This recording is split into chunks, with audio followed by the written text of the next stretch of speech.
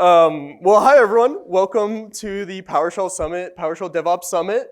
My name is Stephen Bucher. I'm here with Jason Helmick. Hello. Can you hear us? Uh-oh. I'm getting... Oh, wait a minute, more technical things. Oh, I'm too loud. Okay, I'm sorry. It's usually not a problem, but so we're from the PowerShell team. We're here today to talk a little bit about what we've been doing on the state of the shell, what kind of we've been thinking about as a team, some of the cool stuff we've been building, and kind of help kick off this conference, right? Yeah. You will see various members of the PowerShell team here this week as we're doing sessions. Michael Green's at the back of the room. You'll see Steve Lee and Sydney and all kinds of people here. We really appreciate your time, your effort, and your feedback. But let me ask you this. How many of you use PowerShell? Any I hands better down? See we got to find the hands yeah, down. because kind of at the wrong show. How many of you spend a majority of your time using PowerShell 7? Okay, cool. How many of you spend the majority of your time using PowerShell 5? 1. Okay, cool. How many of you use PowerShell 2? Oh, no. No hands up, please. PowerShell 2 was my favorite version until the other versions came out. But I mean, all right. So we want to talk to you about some of the things that we've been working on that we'd love to have feedback on, that we'd like to share with you, things like that. But we also kind of realized that we also wanted to talk about you and what you do and how you do it.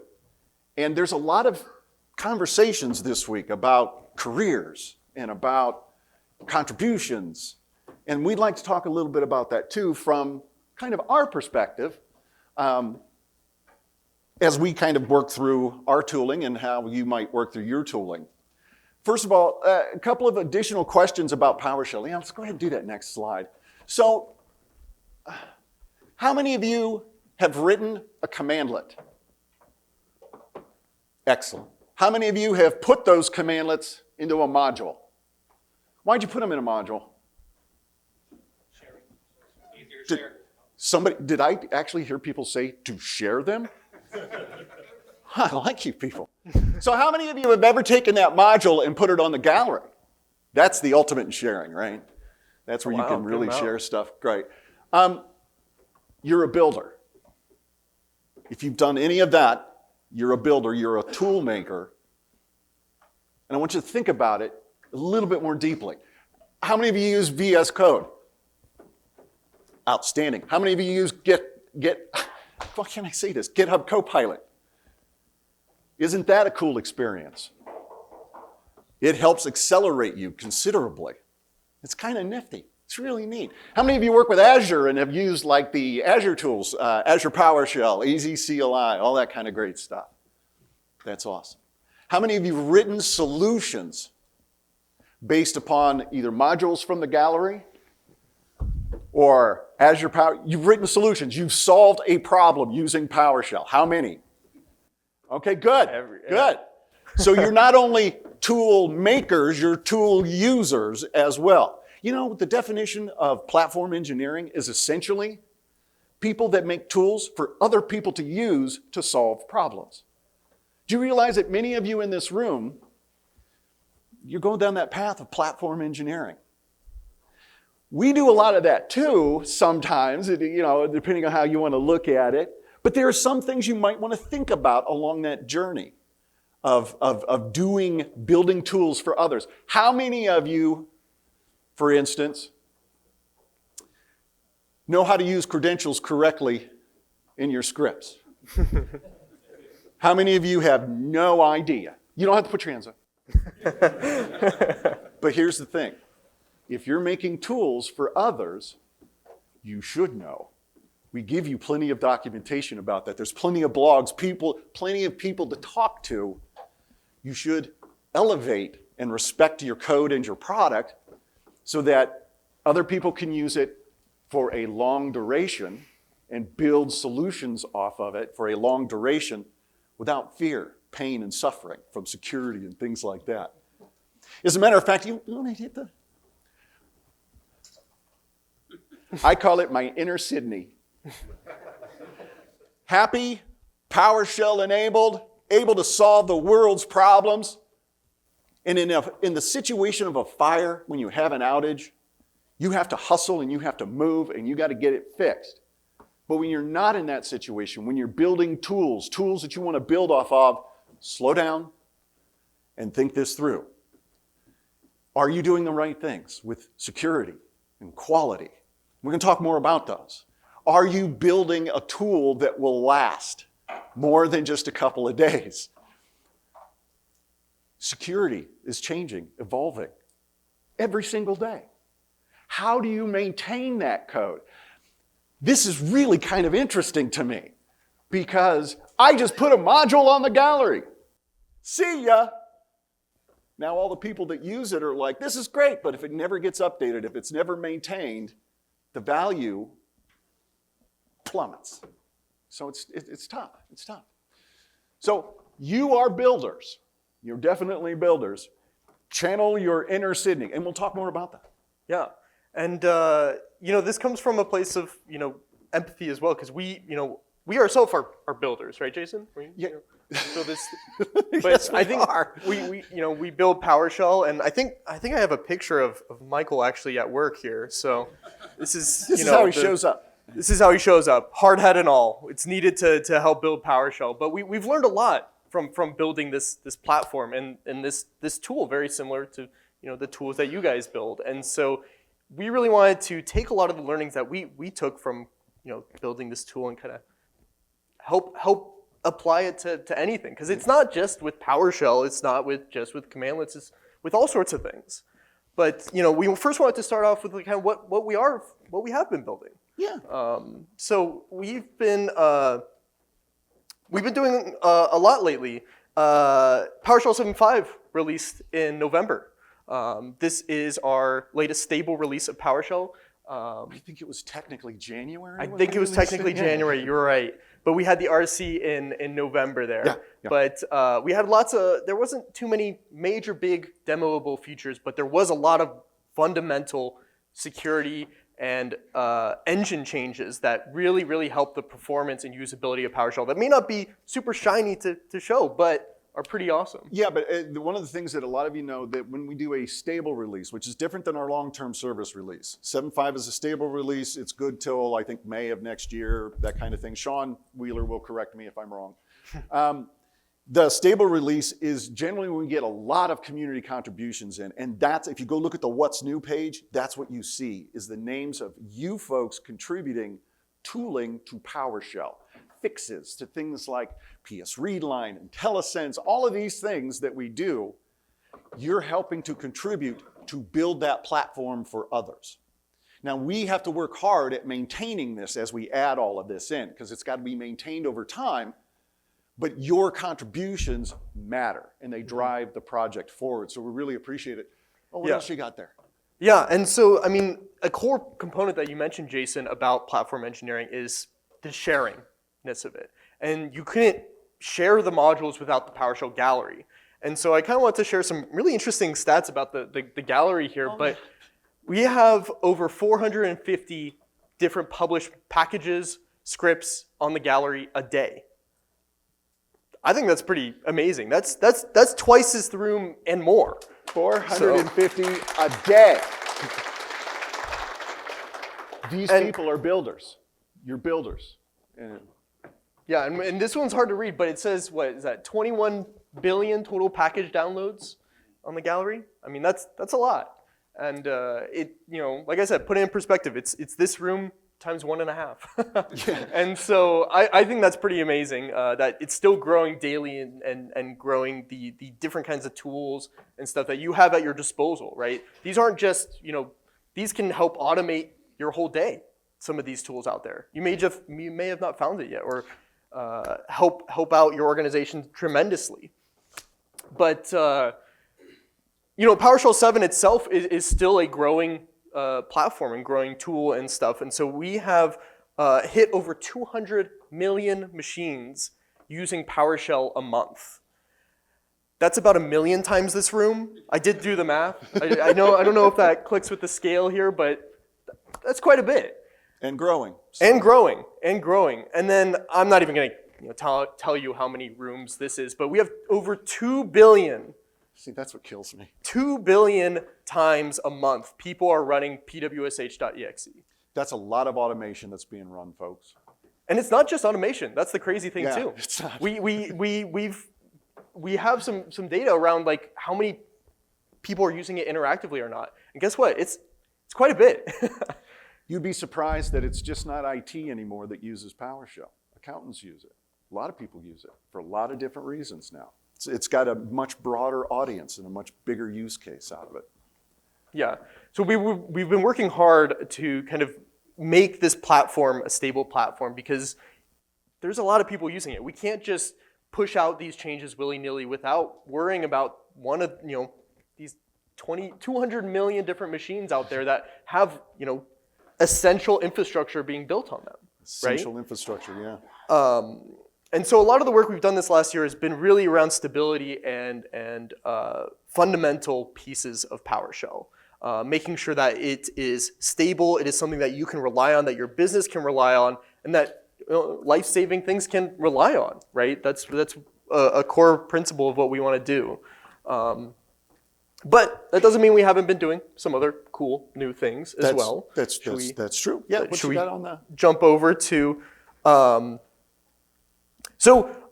we heard you as far as kind of getting your packages from a trusted source. We now are super excited to announce that the AZ suite of modules are now available in MAR, Microsoft Artifact Registry. So, we are super happy to announce that it is today. If you would like to hear some more information about this, we'll have a dedicated session diving into everything to do with MAR, artifact registries and stuff this Thursday. That's going to be run by Michael Green, I believe. So think about this. If you're building something, if you've been building tools and you have a pipeline where you're going to put something together and you're grabbing your tooling and your resources into this pipeline, you have to ask yourself, where am I grabbing this stuff from? And can I trust it? You might be grabbing bits from GitHub. You might be grabbing bits from the gallery. And the question might be, well, do I know that those bits are the right bits, the real bits that author put up and it hasn't been hacked at somewhere in the line down to me? So secured supply chain is very, very important. And so that's a lot of the work that we're doing with ACR and MAR is to start to work on those secure supply chains so that you also can go as far deep as you need to go and know for sure that you're getting a signed, verified resource for that. So I think it's pretty cool, yeah? Yeah. So definitely, if you're more interested in this, check it out on Thursday. We'll have slides and a bunch of stuff for links as well, kind of towards the end there. But another thing that we released this year, do I have it? Hang on. I had to put this up here. Yeah. There we go. Something like that. So we released a new tool this year called AI Shell, and has. I think everyone here has heard of AI. Who uses AI kind of in their daily work? Anyone? Some way, somehow. It feels like it's weaving itself into every facet of our work, and there's a lot of times where we're still trying to figure out how to best utilize it and stuff. But we've been looking at AI for a long, long time on the PowerShell team. We were even kind of ahead of the game with some of the predictive IntelliSense stuff you did, right, Jason? Yeah. This was the idea. Some of the inline completion, that you saw helped Alex on the last demo there. That stuff's been around for a while. We really tried to help assist you in the shell to be able to work more efficiently in the shell. And something I hear a lot, a lot from folks is that the CLI is kind of a scary place. Is anybody else afraid of the CLI like I am? I mean, it sits there and it just stares at you and it blinks at you. Whatever you type and strike enter, it's going to do. And God help you if you typed it wrong or something. Yep. It's a scary place. Yeah. So this can help you get over some of that anxiety and start moving forward. I have it when I sit down and start doing stuff sometimes, and Copilot helps me through it. Yeah, and not only that, getting started with some of these commands, right, I think between Azure CLI and Azure PowerShell, there's over 15,000 different commands. And that's just with the Azure suite. Throw in VMware, throw in AWS, throw in all these other different suites of commandlets. You're talking hundreds of thousands of different commandlets there. And that's tricky to navigate sometimes. And so we definitely see an opportunity with AI being able to help you discover and create these different commands with these different commandlets and these different parameter and parameter value names. And so we've brought a new CLI tool that we call AI Shell directly into your shell that connect you with a variety of different AI agents so that you can get the kind of assistance you need right at the fingertips in your shell there. So we'll be having I'll be hosting a whole session on this Wednesday about this to dive deeper. And then after that, we'll be hosting a session with Mike Nelson, somewhere here. There he is. Later that afternoon, talking about AI agents. And that's a term I'm sure you've heard kind of thrown around a lot. We're hoping to help kind of define that a little bit better for you and how you can use AI, not just in the shell, but anywhere in your workflow to help accelerate your day-to-day work. So. Yeah, and as they define this work, one of the things I really like that Steven and engineering, like Dongbo is one of the primary engineers on this, has done is that it's not just, here's a nice way to use a chat GPT. Here's a nice way for you to get started is where he's got this at, but it's a platform. You got multiple agents that you can use. Mm-hmm. You can bring your own. You don't have to use a particular one. It's flexible and extensible, like all of PowerShell is. So it allows you to further build off of, to build further solutions for, and take those solutions into your company and further off than that. So I mean, go to these sessions. This is wicked cool. I heard somebody say that they said wicked and they're not supposed to say wicked. Is that a Canadian term or something? I don't know. But it is wicked cool. And there's a lot of stuff with platform engineering that I think is starting to emerge with AI as well. So I think it definitely be interesting. Jason, you wanna take it away and talk about some Sure. DSC? So how many of you have used desired state configuration in the past? Oh, wow. That's impressive. So, excuse me. DSC version 1 is primarily targeted at Windows servers, how to manage a Windows server, how to get that server configured the way that you want it. And desired state configuration, like Alex and Mark Gray were talking about earlier this morning, uses a declarative language to call resources that have the imperative code. I really liked that analogy, Alex, that you used about, I want a cake, and you get a cake, versus, I want a cake. Well, here's the recipe, go make it yourself. I gotta get all the orders right. So the best part about declarative configuration is I just say what I want, I don't have to think about it, and off DSC goes. And for a long time now, over 10 years, DSC's been very useful to a lot of folks that use it. People in Microsoft use it for their big scale configuration, stuff like that. The challenge is that DSC has been targeted towards servers. What we wanted to do was to create kind of an evolution in the configuration space. So rather than just servers, what the goal was to make DSC more flexible so that it could be used as configurations for anything. So the idea is the configuration of things, not servers. So the configuration of things means an application, a resource, an Azure, all of these things, a toaster oven, all of these things, I'm not kidding about the toaster oven, all of these things can get configured. But to do that, we had to make some changes with DSC. So DSC version 3 is a little bit different. It's conceptually the same, but it's a little bit different. First of all, it is decoupled from PowerShell. DSC v1, you had to bring up PowerShell to make it all go. The problem with that is if you're on a small embedded device, you don't have the room to either store or bring up PowerShell to do anything. So small applications, small services, small points, you don't have all of that room and availability. So DSC is now a cross-platform native command, a really small, simple native command. What do you write for configurations? Well, in DSC v1, it was done with the configuration keyword in PowerShell.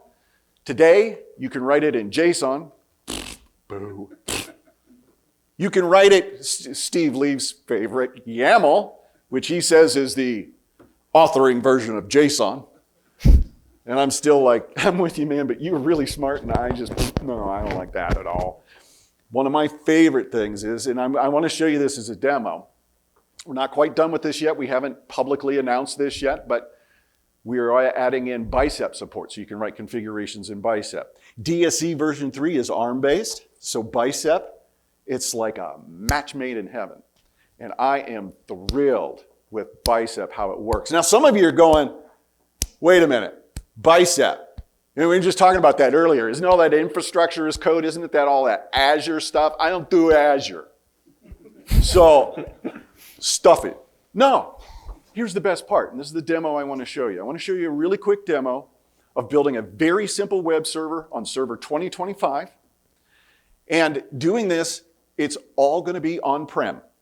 No Azure connectivity at any time. In other words, what I'm saying is Bicep runs locally. And so Bicep, when you build your Bicep configuration, you get JSON, the exact JSON that DSE needs, boom, to do the config. So I'm just going to do a real simple one. Now, I have to, oh, gee whiz, I don't know if I can control this. Oh. You need some help.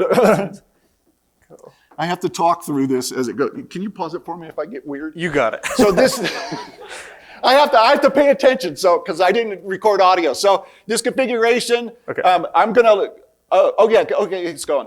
I'm gonna do a web server. First thing I want to do is I'm gonna launch a browser here to show you that there is no web server on this 2025 box. So it'll fail, I hope. Come on, there you go. So now I'm gonna I'm gonna grab myself a Bicep config. So I wrote a Bicep config, and I'm gonna bring it up in VS Code with the Bicep extension. Oh, that's beautiful, man. So I want to point out a couple of things. Target scope equals desired state configuration. This PR just went in. So the latest version of Bicep has an experimental feature for desired state configuration. You have to enable it, but then it'll work. We'll make a major announcement when we're done with this work. We're not quite done yet. Then it goes to a resource adapter. What I want to point out here is it's calling a V1 resource. You might want to pause it for a second because I'm doing my thing with the arms. Oh. It's calling a V1 resource. Listen to what I said. Calling a V1 resource. So here's my question. Are old resources compatible with DSE v3? Well, you haven't seen the demo yet, so you don't actually know, but yes! This is the heart. Gail is here. Where's Gail? Gail's back there. The DSE community has built over the last decade wonderful resources. They all work for v3. Which means if you're doing server management and server configuration, you can do it with v3. So we've got an adapter for that. We also are going to have new resources, v3 resources, but the best part is we're working on something. Mikey's not here, but Mikey and I are working on an RDK, a resource development kit, that will help take your v1 resources, or v2 ones if you're using machine config, and bring them up to v3 to get all the features. Couple of lines of code, that's all you need to add. So we really want to respect all of the previous work and let you build off of the new work. So there's the adapter. Then you can see I got a name there. It's going to do a web server, and so I just put that name in. And then the actual resource itself. I'm going to use the old Windows feature resource from desired state configuration, which is a built-in resource into Windows, and I'm going to install the web server role. That's my hope. So as soon as I'm done playing around, so here we go. I'm going to do a Bicep build. Come on, Jason, type it. Why are you waiting? And then you type it slow. Bicep build. So I would just want you, I'm not in Azure. And it works. All right, well, fine. Wait. I'm going to cat it so you can see that it's a JSON. Go, yeah, it's JSON. But then I'm going to fire it at DSE. So DSE config set, and I'm going to hand it that JSON. And I did speed this part up just a tiny bit because it takes about 90 seconds. But let's see here. Hit the refresh button. Ta-da, web server.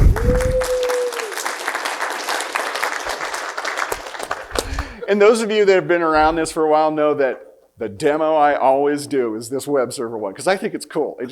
there's a web server. That's so cool. And I didn't have to work that hard. Now, if I need 50 of them, like when I used to be a webmaster and had to have the giant load balances for commerce, I can make 50 of these. Just like that.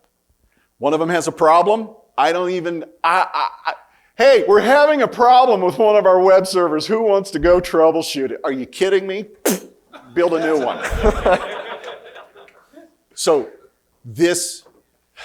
we hope this will. Anyways, we've got a highly detailed session on Wednesday. Michael Green and Steve Lee are going to be here to talk in detail about DSC. You'll get some code examples, things like that. So please come to the DSC session. Yeah. We just got version 3.0.0 out 4 weeks ago. And it's a very active project. I don't know if you've noticed, but then 3 weeks ago, we put out 3.1, preview 1. And we're going to be generating more of them really fast. So we're going to keep building this until we build up to an LTS. So in other words, we've got more features to build out.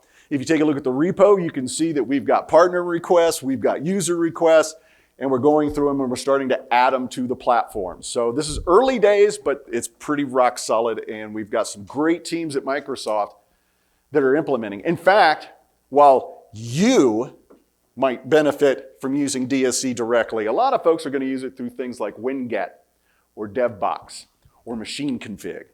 They'll experience that platform will be there for them so that they can experience it that way. Here's the best part though, for you being in PowerShell, if you use DSC, you used to only be able to do stuff to servers.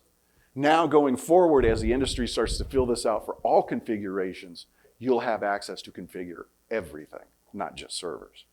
That's kind of cool. That's what our hope is. So thank you for the demo time. No problem. You didn't get too weird. I didn't have to pause it too Oh, much, okay, cool.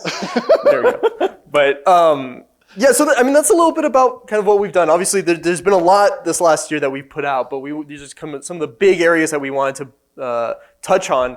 But I think what's really important is kind of what we learned in this past year and what we built, because I think this really applies to anything that you guys are building too, anything that we build, anything that people want to build, is that building is easy, but do you have? do I have? There do we you go. have Sydney's quote? This is a quote from Sydney.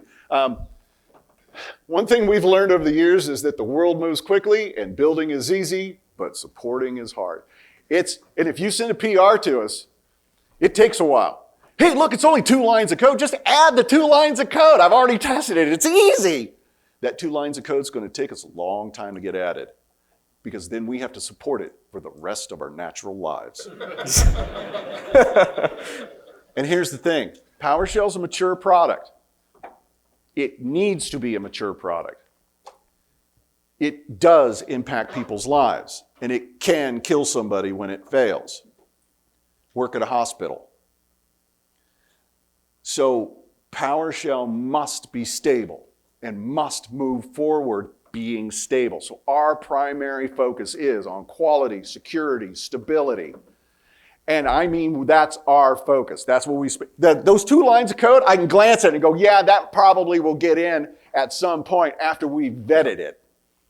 So it takes time so that we can do that. Do we have the thing after that? Yeah. So I mean, it's we saw this XKC and we. Yeah, there we go. All of modern infrastructure is being built on top of some project, some random person, maybe that guy in the back, who has been thanklessly maintaining since 2003. But here's the key. What if this person that's been thanklessly maintaining this since 2003 says, I don't feel like it? What's going to happen? So being part of being a platform engineer and being a builder is the responsibility that when you put something out, you're going to have to handhold it. You're going to have to take care of it. And that's hard. And the more you crank out, the harder that gets. So don't treat it minimally. Oh, I'm going to crank out 50 modules for people this year. How about doing 5 really good ones that are maintainable? And let me give you an example of maintainable. Oh, maybe it's on the next slide. I think I had the example of. Yeah, I go ahead and go to the next slide, because I think I've already started talking in. Yeah. Oh, and okay. Michael Green again, and he is a fireman, by the way.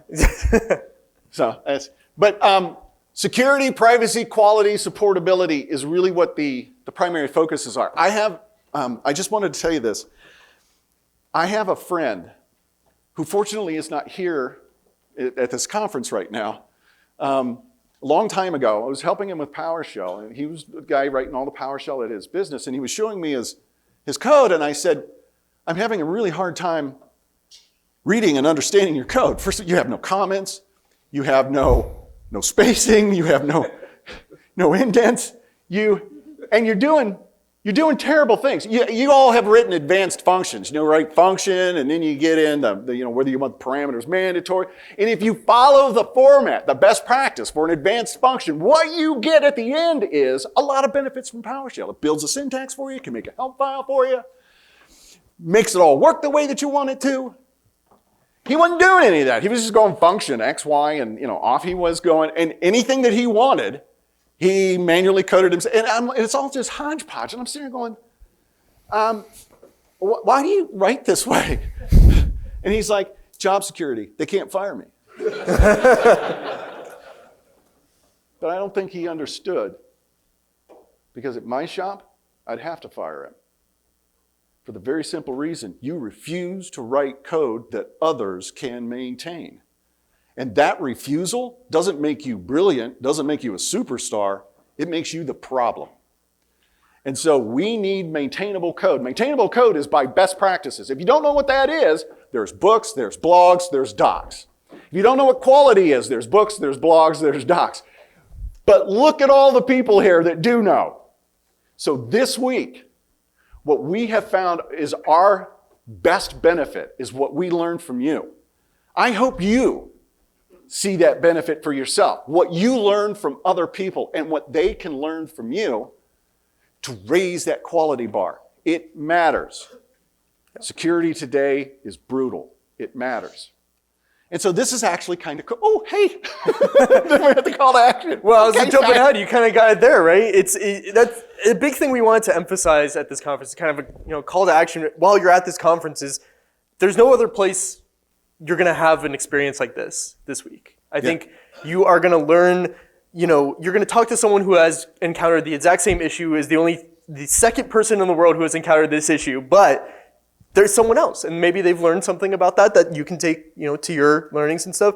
We really want to take, this opportunity to take someone's learnings and use it as your training, right? You're here to learn. You guys are experienced professionals here, and you guys are trying to become even more professional, but just by your presence being here, right? And so we highly encourage you to not just take time, at the sessions to learn things, but have these hallway conversations, talk to each other about what's been struggling or what's been bothering you lately or what's been like a big pain in the ass, right? Yeah, teach us. Take the time to teach us and tell us. Yeah.